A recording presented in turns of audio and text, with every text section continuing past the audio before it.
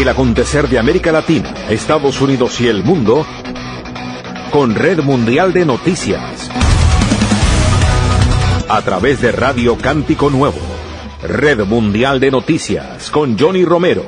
Comienza ahora. Hola, ¿qué tal? Aquí está la información en Red Mundial de Noticias.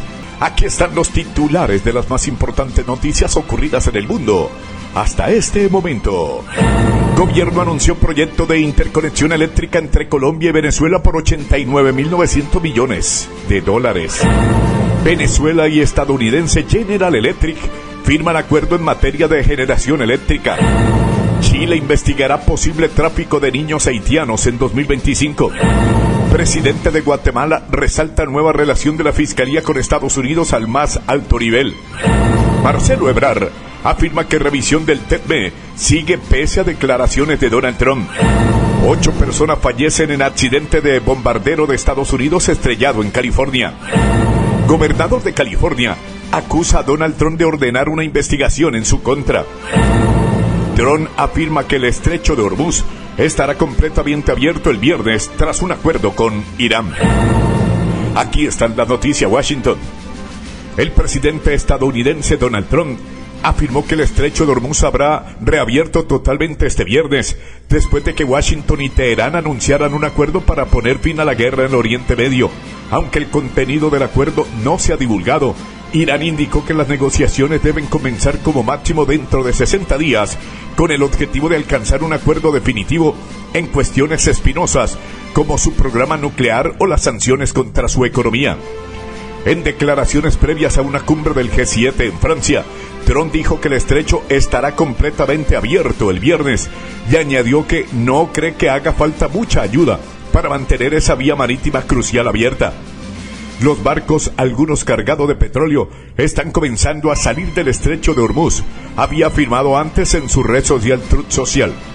La prensa iraní informó la noche de este lunes que 3 navíos cisternas y 2 buques cargados de bienes cruzaron la zona que había estado bajo bloqueo naval estadounidense. El cierre de Hormuz, bloqueado por Irán desde que empezó la guerra, ha tenido un gran impacto en la economía mundial, provocando inflación y problemas de suministro de fertilizantes necesarios para la producción de alimentos, entre otros. La noticia del acuerdo fue recibida con alivio por parte de la comunidad internacional y los mercados. Las bolsas mundiales subieron debido a que los operadores apostaron a que la reapertura del estrecho aliviaría la presión sobre el suministro energético. Los precios del crudo bajaron casi un 5% hacia los $80 por barril, después de dispararse por encima de los $110 poco después del inicio de la guerra. Según Estados Unidos y Pakistán, mediador en el conflicto, el acuerdo será firmado el viernes en Suiza. Pero un funcionario estadounidense dijo que Trump, el vicepresidente J.D. Vance y el presidente del parlamento iraní, Mohammad Bakr Kaliabad, ya lo han rubricado electrónicamente. El presidente quiso firmarlo personalmente porque quería mostrar su dedicación para lograr que esto llegue a una resolución exitosa, dijo el funcionario que habló con periodistas.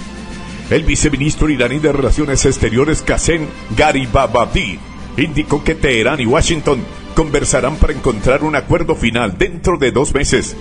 El ejército iraní ensalzó el acuerdo como una victoria, afirmando que habían humillado a Estados Unidos e Israel, y el presidente Masoud Pezeshkian se refirió a él como un gran logro para toda la región. Sin embargo, el portavoz de la Cancillería, Esmail Bakai, apuntó que Irán aún siente una profunda desconfianza hacia Estados Unidos y que el acuerdo marco solo es una etapa para reducir las tensiones. El vocero hizo hincapié en que Estados Unidos debe asegurarse de que Israel se compromete a dejar de atacar al Líbano en virtud del acuerdo. Líbano se vio arrastrado a la guerra en el Oriente Medio a principios de marzo, cuando el grupo Hezbollah, respaldado por Irán, atacó a Israel en represalia por el asesinato del líder supremo iraní, lo que acarreó bombardeos israelíes y una invasión terrestre. El ministro de Defensa israelí, Israel Katz, señaló que las fuerzas israelíes permanecerán en Líbano, Siria y la Franja de Gaza indefinidamente. Atención. El acuerdo del alto al fuego entre Estados Unidos e Irán le plantea una pesadilla política al primer ministro de Israel, Benjamín Netanyahu, al derrumbar los 3 pilares de su carrera política y dejarlo atrapado en un nuevo dilema de seguridad. ¿Cómo es posible que el hombre que se autoproclamó el susurrador político de Washington, con influencia real sobre los políticos estadounidenses, haya sido marginado de forma tan rotunda e insultado tan públicamente por su aliado clave, Estados Unidos? ¿Cómo es posible que el hombre que convirtió el enfrentamiento con Irán en el eje central de la política de seguridad de Israel termine la guerra con un Irán posiblemente en una posición más fuerte? ¿Y cómo puede su antigua y mancillada imagen política como el señor de la seguridad de Israel sobrevivir a la exigencia de Washington y Teherán de que Israel cese los ataques contra Hezbollah, el Líbano, meses antes de las elecciones generales israelíes? Las opciones en las que se enfrenta Netanyahu ahora no son buenas. El líder de la oposición, Yair Lapid, la resumió este lunes en el Parlamento como o bien un enfrentamiento directo y destructivo con nuestro mayor aliado, o bien una rendición sumisa de los intereses israelíes. La valoración salpicada de improperio del presidente de Estados Unidos, Donald Trump, según la cual Netanyahu no demostró criterio al ordenar un ataque contra Beirut el domingo, ha sido aprovechada por sus rivales políticos, por los comentaristas de los medios, pocos meses antes de las elecciones de octubre. Pero las reacciones del miembro del propio partido de Netanyahu, el Likud, y de ministros de extrema derecha de su coalición de gobierno, también muestran la presión a la que se enfrenta desde su propio bando, sobre todo por la exigencia de Teherán de que el alto al fuego abarque operaciones militares en todos los frentes, incluido el Líbano. Los Ángeles, California. El gobernador de California, Gavin Newsom, acusó al presidente de Estados Unidos, Donald Trump, de ordenar al Departamento de Justicia que lleve a cabo una investigación con motivaciones políticas contra él y su esposa. Donald Trump no solo me está atacando por mis tweets mordaces, dijo Newsom en un comunicado en el video publicado en X, me está atacando porque estoy considerando presentarme a la presidencia. Agentes federales de Sacramento en el estado de California han estado llevando a cabo varias investigaciones relacionadas con el gobernador, incluidas algunas sobre su esposa, desde 2025, dijo una persona familiarizada con el asunto, que habló bajo condición de anonimato porque no estaba autorizado para hacerlo. La persona añadió que las investigaciones no se iniciaron en Washington, sino en California. A Newsom se le cita con frecuencia como uno de los principales precandidatos demócratas a la presidencia de 2028.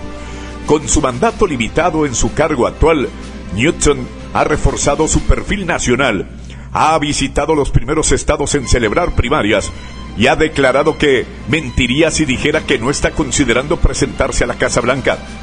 La investigación sobre la esposa del gobernador, Jennifer Siebel Newsom, está relacionada con sus impuestos, según la persona familiarizada con el asunto. Un funcionario policial que habló bajo condición de anonimato dijo que se refería a una organización sin ánimo de lucro cofundada por Siebel Newsom, que promueve la igualdad de género. La Casa Blanca remitió las preguntas al Departamento de Justicia, que se negó a hacer comentarios. Washington. Los 8 tripulantes del bombardeo B-52, que se estrelló este lunes después de despegar de una base militar en el estado de California, fallecieron de acuerdo con las Fuerzas Armadas. De acuerdo con la base de Edwards de la Fuerza Aérea, los 8 tripulantes perdieron la vida durante un operativo rutinario y agregaron que nadie ha sobrevivido. El bombardero se estrelló poco después de despegar del aeródromo de Edwards a las 11:20 hora local, explicó en la cuenta de X de la base de la Fuerza Aérea Edwards. Las Fuerzas Armadas añadieron que los equipos de emergencia acudieron de inmediato al lugar del accidente y que la instalación militar facilitará más información a medida que esté disponible. El B-52 Stratofortress es un bombardero de largo alcance, introducido en la década de 1950, que sigue siendo una pieza clave del poder aéreo de las Fuerzas Armadas estadounidenses. El avión militar es fabricado por Boeing. Este avión es capaz de transportar armas convencionales y nucleares a largas distancias y participó en conflictos que van desde Vietnam hasta las operaciones en la guerra de Irán. Varias imágenes tomadas en el entorno de la base aérea situada en el condado de Kerr, a 200 kilómetros al noroeste de Los Ángeles, muestran una gran columna de humo negro en el área donde se estrelló esta aeronave. Ciudad de México. El secretario mexicano de la Economía, Marcelo Ebrard, afirmó que la revisión del tratado entre México, Estados Unidos y Canadá, TEDMED, continúa pese a las declaraciones del presidente estadounidense Donald Trump, y sostuvo que México avanza en tiempo y en forma en las negociaciones. Ebrard señaló en una conferencia de prensa que si Trump hubiera resuelto retirar a Estados Unidos del tratado comercial, México ya lo sabría, porque su gobierno lleva más de un año en funciones y ambas partes mantienen conversaciones formales sobre el acuerdo. Si la decisión política fuera que no se prolongue o no siga vigente el tratado, pues ya lo sabríamos, ya nos lo habrían comunicado, ya no estaríamos en conversaciones formales, dijo el funcionario. La reacción de Marcelo Ebrard ocurre cuando la semana pasada el presidente Donald Trump puso en duda la renovación del TEME al asegurar que su país no necesita nada de sus socios norteamericanos. El secretario indicó que la conversación con Washington busca precisar qué espera Estados Unidos para los próximos años, qué propone México y qué planteamientos son viables o no para cada parte. El punto común, añadió, es producir más en Norteamérica, aunque la discusión se centra en cómo alcanzar ese objetivo dentro del marco TEDME. Marcelo Ebrard reconoció que el proceso no es fácil ni sencillo y dijo estar consciente de las declaraciones de Trump, pero insistió en que México presenta sus argumentos desde una lógica de cooperación y de beneficio para los tres socios norteamericanos. El funcionario afirmó que cerca del 85% de las exportaciones mexicanas a Estados Unidos no pagan aranceles porque cumple con el tratado, un punto que, según dijo, se acordó con el equipo estadounidense. Además, México considera que los aranceles de la sección 232, aplicados al sector automotriz, al acero y al aluminio, van contra el tratado y no favorecen a ninguno de los dos países. Ebrard detalló que esta semana se abordarán agricultura, trabajo, medio ambiente, reglas de origen, automotriz, acero y aluminio, además de otros 13 puntos que México ya ha planteado en las conversaciones con su rechazo a los aranceles. El secretario prevé reunirse el jueves con el embajador estadounidense Jamieson Greer, representante comercial, para tener mayor claridad sobre los siguientes pasos. También recordó que el 1 de julio debe reunirse la comisión del TEDME al cumplirse el 6º aniversario de su entrada en vigor, con la participación de México, Estados Unidos y Canadá. Ciudad de México. Las fuerzas de seguridad de México detuvieron en el estado de Sinaloa, en el noroeste, a 11 presuntos miembros de organizaciones criminales durante varios operativos en los que les incautaron armas de fuego, narcóticos y artefactos explosivos. En un comunicado, el Gabinete de Seguridad Federal anunció que entre los detenidos se encuentran Iván N., a quien identifican como el líder regional de una organización criminal, de la que no dieron más información. Junto a él, fueron detenidos 3 personas más en Culiacán, la capital del estado, y en el municipio de Mocorito, y les incautaron 2 vehículos, 4 armas largas, un arma corta, 8 cargadores y un chaleco táctico. Asimismo, en la localidad del Rosario, fueron arrestadas otras 4 personas, entre ellas un menor de edad y otro de nacionalidad extranjera, a quienes se les aseguró un fusil Barrett, 11 armas largas, 158 cargadores, 835 cartuchos, 5 chalecos tácticos y 4 placas balísticas. En otro operativo, se detuvo a otro individuo en la población de Ranchito de los Gaciola, así como a otras 3 personas, una de ellas extranjera, en la ciudad costera de Mazatlán. A estos últimos detenidos le fueron incautados 10 armas largas, cartuchos, placas balísticas y 7 kilos de goma opio. En los operativos también decomisaron 250 kilos de sustancias para elaborar metanfetaminas. Según las autoridades, estas acciones afectan los beneficios de la delincuencia organizada por un valor estimado de 110 millones de pesos, 6,40 millones de dólares, y se enmarcan dentro del reforzamiento de la seguridad de Sinaloa. Ciudad de Guatemala. El presidente de Guatemala, Bernardo Arévalo de León, resaltó la nueva relación del Ministerio Público, la Fiscalía del país centroamericano, con Estados Unidos al más alto nivel, tras la renovación de las autoridades locales en mayo pasado, algunas sancionadas por Estados Unidos y la Unión Europea. Arévalo de León valoró positivamente en una rueda de prensa una reunión del nuevo fiscal general guatemalteco, Gabriel García Luna, con varios funcionarios estadounidenses en Washington la semana pasada, en un encuentro que contó también con la participación del Ministerio de Gobernación Interior, Marco Antonio Villeda. La visita constituye un enorme mensaje porque desde hacía mucho tiempo que las autoridades del Ministerio Público, la Fiscalía, no podían ingresar a Estados Unidos porque no tenían visa, sostuvo el mandatario. Arévalo de León hizo referencia así al exfiscal general Consuelo Porras Argüeta, a quien con Washington sancionó por corrupción y quien dejó el cargo el 17 de mayo pasado tras 8 años al frente del Ministerio Público. Debido a la sanción, la relación entre Porras Argüeta y Estados Unidos se encontraba paralizada desde 2021, cuando empezaron los señalamientos en su contra desde la nación norteamericana que incluyeron el retiro de su visado. Santiago de Chile. La Fiscalía de Chile anunció hoy que investigará si hubo tráfico de cientos de menores haitianos que ingresaron al país en 2025, luego de que se descubriera que no se comprobó que sus acompañantes fueran realmente sus familiares. Las pesquisas comenzaron luego de que Radio Bio Bio revelara un informe de la Contraloría en el que denunciaba el ingreso de cientos de niños haitianos en 2025, supuestamente para reunirlos con sus familiares en Chile. Según el Servicio de Migraciones, al menos 12 personas ingresaron a varias veces a Chile, actuando como supuestos adultos responsables de niños y adolescentes haitianos, por lo que pidió iniciar una investigación por posible tráfico. De acuerdo a un comunicado de la Fiscalía, la relación entre los acompañantes y los menores no habría sido verificada por las autoridades competentes durante el viaje ni al momento del ingreso al país. Estos son hechos graves que requieren una investigación específica para poder despejar si los hechos son delitos o no, dijo el director de la Fiscalía de la Unidad de Anticorrupción de la Fiscalía Nacional, Eugenio Campos. Atención La Paz, Bolivia. Miles de transportistas que permanecen varados desde hace mes y medio en distintas carreteras de Bolivia por los bloqueos de sectores que exigen la renuncia del presidente Rodrigo Paz atraviesan una situación crítica sin acceso a alimentos, medicamentos ni servicios básicos, ante lo cual sus compañeros reclamaron acciones para atenderles.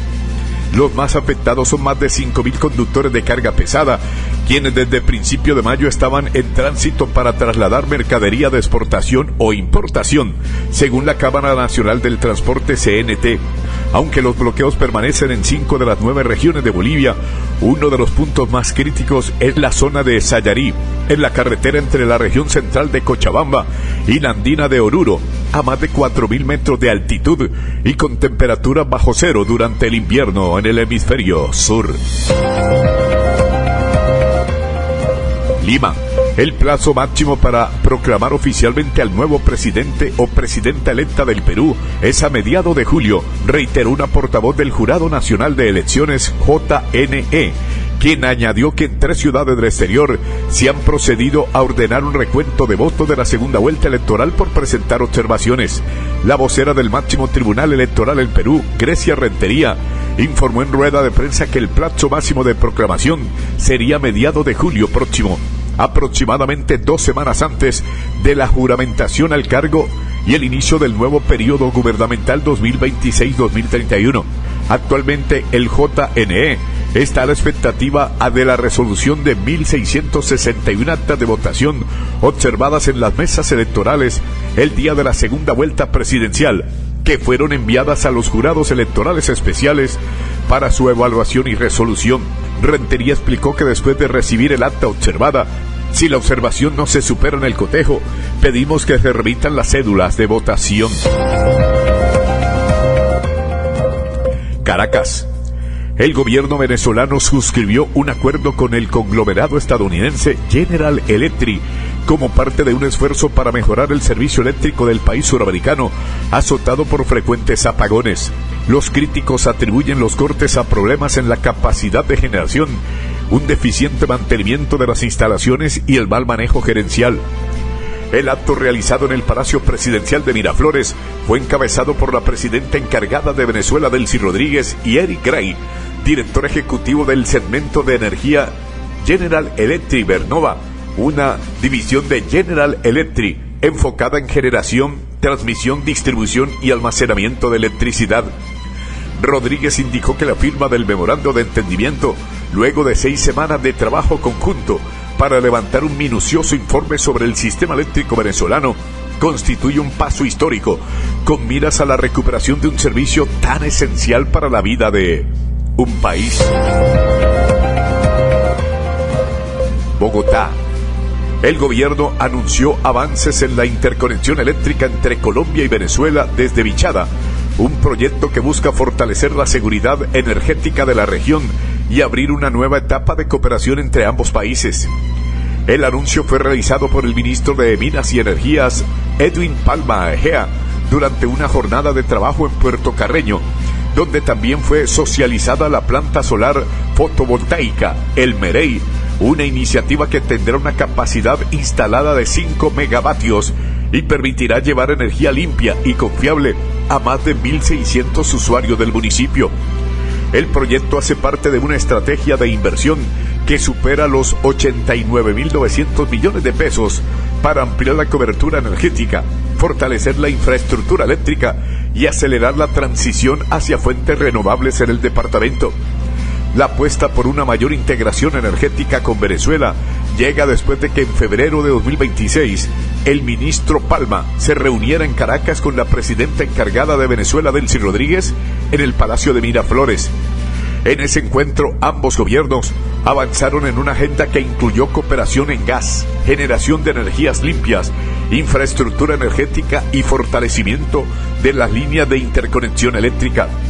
Según el Ministerio de Minas y Energía, el departamento del Vichada se proyecta como un territorio estratégico para avanzar en la integración energética con Venezuela. El Vichada está llamado a convertirse en un territorio estratégico para la integración energética con Colombia y Venezuela. La interconexión eléctrica binacional es una realidad sobre la que estamos avanzando para fortalecer la confiabilidad del servicio, impulsar el desarrollo económico de la región y consolidar la hermandad entre nuestros pueblos, aseguró Palma. Actualmente el gobierno reporta en Vichada 4 proyectos terminados que han beneficiado a 1.767 usuarios y más de 6.185 personas. Además, hay 2 proyectos en ejecución para beneficiar a otros 359 usuarios, más de 10 ecoescuelas proyectadas con sistemas solares y 6 iniciativas financiadas con recursos del Sistema General de Regalías por más de 40.799 millones de pesos. El gobierno aseguró que la transición energética en el departamento busca atender las dificultades históricas de acceso al servicio eléctrico en zonas apartadas. La planta solar El MEREI permitirá además reducir la dependencia de combustibles fósiles para la generación eléctrica en Puerto Carreño y contribuir a un sistema energético más sostenible y eficiente. Atención Madrid. Unos 1.100 millones de niños, casi la mitad de la infancia del mundo, están expuestos a por lo menos 3 amenazas climáticas que ponen en riesgo su educación, su salud e incluso su supervivencia, según un informe de UNICEF, de la Agencia de la ONU para la Infancia. El documento titulado Children Climate Risk Report 2026 muestra la exposición de la infancia a las 8 amenazas climáticas más frecuentes: inundaciones costeras, sequías, calor extremo, incendios, olas de calor, inundaciones fluviales, tormentas de arena y polvo y tormentas tropicales. UNICEF pide a los gobiernos que reduzcan las emisiones contaminantes y que refuercen los servicios básicos para afrontar estos riesgos. Según la Agencia de la ONU, casi todos los niños del mundo se enfrentan a por lo menos una amenaza climática y más de 4 millones podrían estar expuestos hasta a 6. El informe detalla los lugares y la intensidad de las amenazas climáticas que pueden afectar a la infancia. La combinación de amenazas más extendidas es la formada por sequía, calor extremo y olas de calor. Más de 296 millones de niños viven en zonas del mundo expuestas a ellas. La segunda combinación más frecuente, sequía, calor extremo y tormentas tropicales, afecta a más de 115 millones de niños. En países de Asia como Pakistán, Bangladesh o Myanmar, la infancia debe afrontar más amenazas climáticas simultáneas que en cualquier otro lugar del mundo, y además de mayor intensidad. En la región africana de Sahel, más de 4 millones de niños se enfrentan al triple amenaza de olas de calor y calor extremo o tormentas de arena y polvo. Los países de renta alta tampoco se libran de estos problemas. En Italia, por ejemplo, más de 6 millones de niños están expuestos a las olas de calor prolongadas o sequías. El texto analiza también la exposición de la infancia a la contaminación del aire y a la malaria, dos riesgos muy sensibles en los efectos del cambio climático. La contaminación del aire afecta a casi todos los niños del mundo y en torno a 1.000 millones están expuestos a la malaria. Según la directora ejecutiva de UNICEF, Catherine Russell, este análisis puede ayudar a los gobiernos y a los responsables de la toma de decisiones a planificar mejor y a invertir de forma más eficaz. UNICEF pide a las autoridades que reduzcan las emisiones y tomen medidas ambiciosas para cumplir los compromisos internacionales en esta materia. Además, reclama que las instalaciones educativas y de salud sean resistentes a los problemas climáticos, que se garantice la seguridad alimentaria de la infancia, que se refuercen los servicios de agua y saneamiento y que los sistemas de alerta temprano sean eficaces. Amigos oyentes, por el día de hoy llegamos al final de Red Mundial de Noticias. Mi amigo personal Federico Santiago y Johnny Romero les acompañamos. Les invitamos mañana a nuestra emisión diaria de noticias. Que el Señor les bendiga. Hasta pronto. Bye.